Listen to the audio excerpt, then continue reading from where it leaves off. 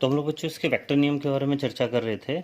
आपको पता है कि चुंबकीय क्षेत्र जो है वह एक वेक्टर राशि है, वह एक सदिश राशि है। तो सदिश राशि है तो हम इसको वेक्टर रूप में ज़्यादा प्रेफर करेंगे। बायोट सावर्ट को समझना। फिर से यह एक धारावाही तार है जिसमें I धारा बह रही है, और मैंने इसका एक बहुत छोटा सा अल्पांश लिया है जिसकी लंबाई dl है। dl बहुत छोटा है, इतना छोटा कि टेंडिंग टूवर्ड जीरो। इसको आप बिंदु के रूप में समझ सकते हैं, इतना छोटा है।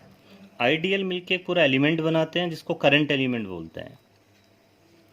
तो इस dl के सापेक्ष माना यह बिंदु P है, और इसका स्थिति सदिश P बिंदु का स्थिति सदिश इस dl बिंदु के सापेक्ष R है। स्थिति सदिश आपने क्लास 11th में भी पढ़ा होगा। यह P की स्थिति दिखाता है इस बिंदु के सापेक्ष, तो यह R है। तो बायोट सावर्ट का नियम वेक्टर फॉर्म में वह इस प्रकार है कि dB बराबर μ0/4π IDL cross R upon mod of R का होल क्यूब। यह इसका वेक्टर रूप है। देखिए IDL, ये DL जो है यहाँ पर इसका लाइन एलिमेंट है, इसका सदिश है। R इस बिंदु P का DL के सापेक्ष में वेक्टर है, स्थिति सदिश है, पोजीशन वेक्टर है।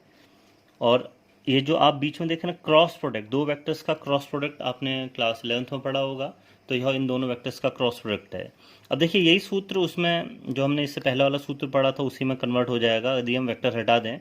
यदि मैं खाली dB का परिमाण देखूं तो dB का जो परिमाण है वह μ0/4π I। देखिए dl cross R, A cross B क्या होता है आपको याद होगा। A क्रॉस B का मान AB साइन थीटा होता था, याद कीजिए। इसका जो परिमाण होता है mod of A cross B। तो यहाँ पर मुझे dB का परिमाण यदि देखना है, मॉड ऑफ वेक्टर dB, तो μ0/4π I, क्या यह dl R साइन थीटा हो जाएगा यदि इसके बीच का कोण थीटा है तो, upon R cube. Mod of R माना ये दूरी R है तो इसका जो परिमाण है वो R हो जाएगा।